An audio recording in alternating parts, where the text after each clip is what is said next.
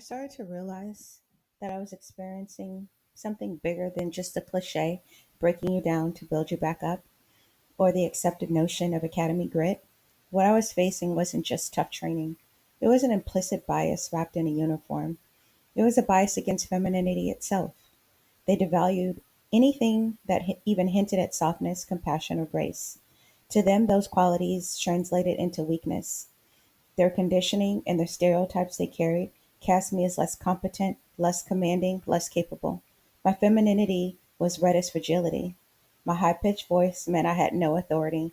My sway, my softness, none of that had a place in their narrow vision of strength and what that looked like. But I couldn't shake the heavier question pressing in on me. Was it only because of my femininity? Or did this have anything to do with me being black? Here I was, the only black woman in the academy class, training for a career dominated by men in a city that was itself predominantly black. The contradiction gnawed at me. How could they justify policing in a community that mirrored my face while holding such disdain for what I represented? I was the only black woman in the academy class, and there was not one in the class behind me or the incoming class. That reality trailed me everywhere, without the bridge into the academy, onto the range, and into the classroom, and also on the defensive tactics mat. Every mistake I made felt magnified. Every correction felt harsher. When others faulted, they were coached and corrected. When I faltered, I was ridiculed. The difference was impossible to ignore. And the irony cut deep. Here we are, training for a profession in a predominantly black city where the people that you're supposed to be protecting and the people that you're supposed to be serving look like me and not like you. Yet within the academy walls, I felt my blackness was marked as an outsider, someone as a suspect, someone that had to be kept in her place. The biases were layered, layered against my race, against my gender, and against my femininity. I carried my body without apology. It wasn't just that I was soft. In their eyes, I was black and soft. In their worldview, that combination didn't fit the mold of an officer that could be taken seriously. And so I was left with the hardest question. How can you be a caretaker, a protector of the vulnerable, when you exploit and demean the very traits you dismiss as weak? And beyond that, how can you be a caretaker and a protector of the vulnerable when you exploit, mock, and grind down the very traits you label as weak? If empathy, patience, and gentleness are dismissed as liabilities, what kind of officers are you really producing in this police department? And yet, every time I thought I'd hit rock bottom, they'd find a new way to dig a hole deeper. And when they were finally admonished by the higher ups for how they were treating me in the other projects, they doubled down. Now it wasn't just physical, it was psychological warfare. By the 18th week, when it all came crashing down, we had lost half of our academy class. We started out with 42 potential officers. By the 18th week, we had 19. Everyone of color was gone except me. And while we were on the track finishing up driver's training, another recruit, reckless and careless, hurled two massive orange pylon cones in my direction. They hit my PCL dead on. My leg buckled. I went down hard. The pain was sharp, sharp enough to steal my breath. My knee immediately began to swell, and I was sidelined again just weeks before the graduation. The lead RTO, who always seemed to revel in my misfortune, gave me two options: repeat the entire 18 weeks in the next academy, or take the firearms and shotgun final next week, injured and unprepared. The firearm and shotgun final wasn't just a test, it was another arena for them to measure how much they could punish me and push me before I broke.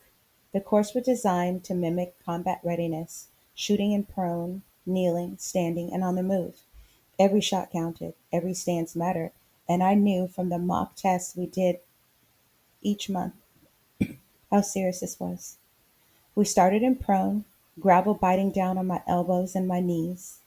the weight of the shotgun pressing into my shoulder.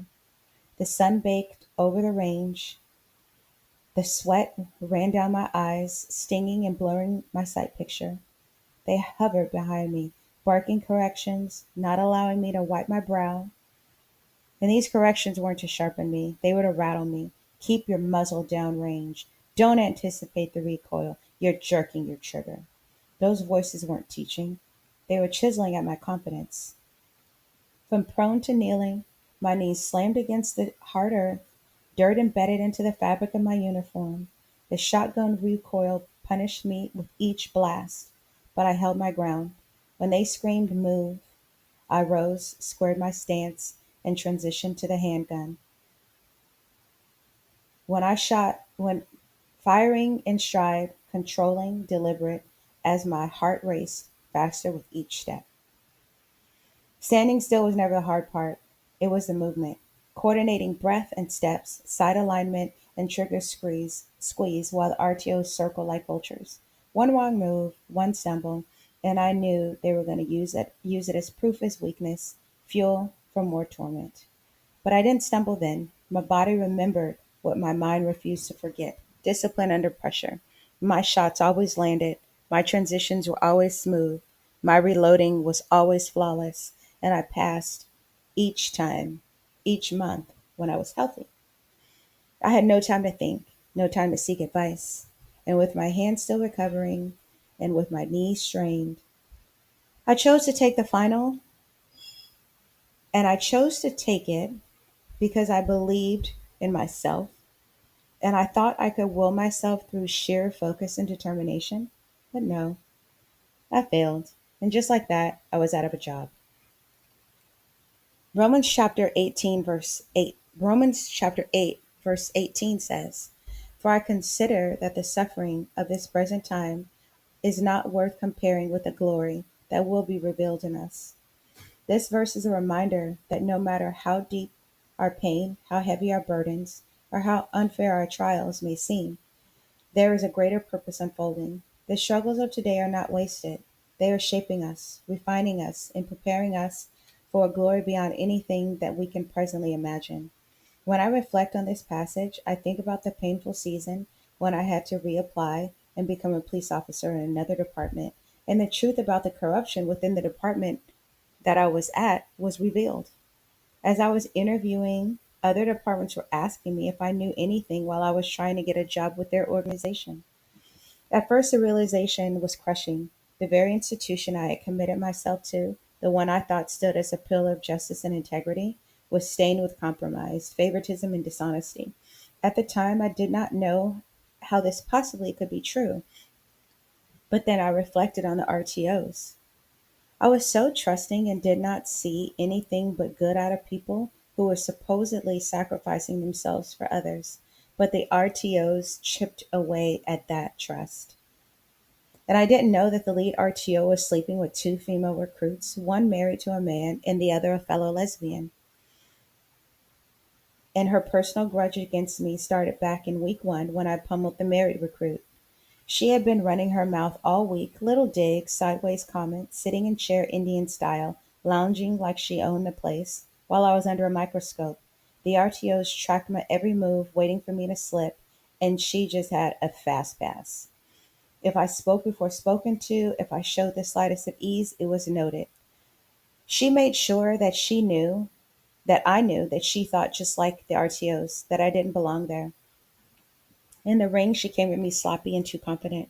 I waited for her to throw herself off balance with a wild, wide haymaker, and then I landed a clean combination that rocked her back, and she stumbled. I didn't knock her out, but I made sure that she remembered every time that she bit down on that mouth guard. That was